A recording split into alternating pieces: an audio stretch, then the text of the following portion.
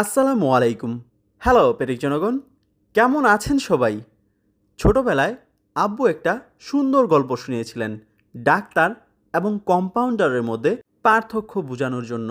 আজকে হঠাৎ করে সেই গল্পটা মনে পড়লো, আর তাই ভাবলাম আপনাদের সঙ্গে গল্পটা শেয়ার করা যাক। একদা কোনো এক রোগীর গার্ডিয়ান ডাক্তারের চেম্বারে এসে বললেন ওনার বাড়িতে কোনো একজনের খুব পেটে ব্যথা হচ্ছে। আর তখনই ডাক্তার ওনার সহযোগীকে নিয়ে চলে গেলেন রোগীর বাড়িতে এবং সেখানে গিয়ে দেখলেন রোগী পেটের ব্যথায় কাতরাচ্ছে। তখন তিনি আশেপাশে দেখে খাটের নিচে দেখতে পেলেন অনেকগুলা তেঁতুলের বিচি এবং খোসা পড়ে আছে। আর এইটা দেখে উনি বুঝতে পারলেন যে রোগী অনেক বেশি তেঁতুল খেয়ে ফেলেছিল, তাই ওনার পেটে ব্যথা হয়েছে। তখন তিনি বললেন, এত বেশি তেঁতুল খেলে তো পেটের ব্যথা হবেই। তারপর ডাক্তার সাহেব রোগীকে কিছু ওষুধ দিয়ে তার অফিসে ফিরে আসলেন। ঠিক একইভাবে অন্য আরেকদিন আরেকজন রোগীর গার্ডিয়ান ওই ডাক্তার সাহেবের চেম্বারে আসলেন, কিন্তু সেই দিন চেম্বারে ডাক্তার সাহেব উপস্থিত ছিলেন না, কিন্তু তার অফিস সহকারী সেখানে ছিলেন। তখন সেই অফিস সহকারী ডাক্তার সাহেবের জায়গা নিয়ে নেন এবং গার্ডিয়ানকে জিজ্ঞেস করতে থাকেন যে রুগীর কি সমস্যা হয়েছে। তখন সেই গার্ডিয়ান বলতে থাকেন ওনার বাড়িতে কোনো একজনের পেটের ব্যথা হয়েছে।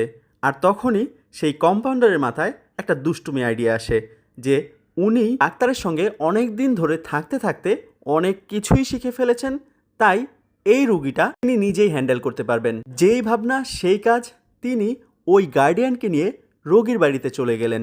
আর সেইখানে গিয়ে ওই ডাক্তারের মতোই আশেপাশের সব কিছু খোঁজাখুঁজি করতে থাকেন।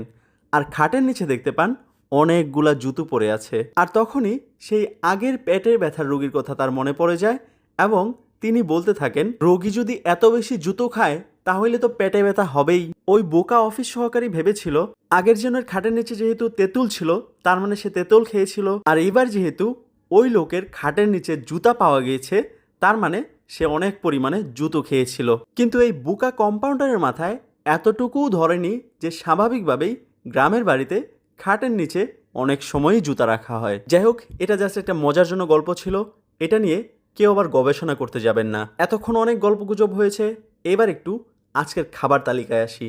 আজকের খাবার তালিকায় ছিল পটল, কাঁকরোলের বড়া, পাবদা মাছ এবং পুঁটি মাছ ভাজি, আর সঙ্গে হালকা করে পেঁয়াজ ভাজা তো ছিলই, কারণ মাছ ভাজার সঙ্গে পেঁয়াজ ভাজা না হইলে মাছ ভাজার স্বাদ অসম্পূর্ণ মনে হয়। আজকের খাবার তালিকায় আরও ছিল ঢেঁড়স ভাজি, লাউ চিংড়ির তরকারি, যেটা আমাদের প্রতিবেশী আন্টি দিয়ে গিয়েছিলেন। আন্টি আরেকটা মজাদার তরকারি দিয়ে গিয়েছিলেন, সেটা হচ্ছে কলিজা ভুনা। আজকের টমেটো দিয়ে চিংড়ি মাছ ভুনাটা জব্বর মজার ছিল। তারপর আরও ছিল আলু দিয়ে সজনের কিছু একটা তরকারি।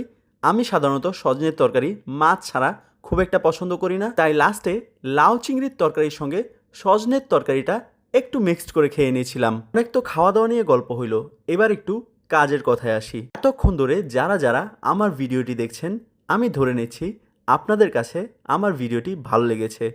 তাই আপনি যদি পরবর্তীতে আমার ভিডিওগুলো আরও দেখতে চান তাহলে এই চ্যানেলটি সাবস্ক্রাইব করে নিতে পারেন এবং পাশে থাকা বেল আইকনটিতে ক্লিক করে নেবেন, যেন আমার ভিডিও আপলোড দেওয়ার সঙ্গে সঙ্গেই আপনি ভিডিওটির সঙ্গে যুক্ত হয়ে যেতে পারেন। আজকের মতো খাওয়া দাওয়া এতটুকুই। সবাই ভালো থাকবেন, সুস্থ থাকবেন, আর হ্যাঁ, চ্যানেলটি সাবস্ক্রাইব করতে ভুলবেন না কিন্তু। আল্লাহ হাফেজ।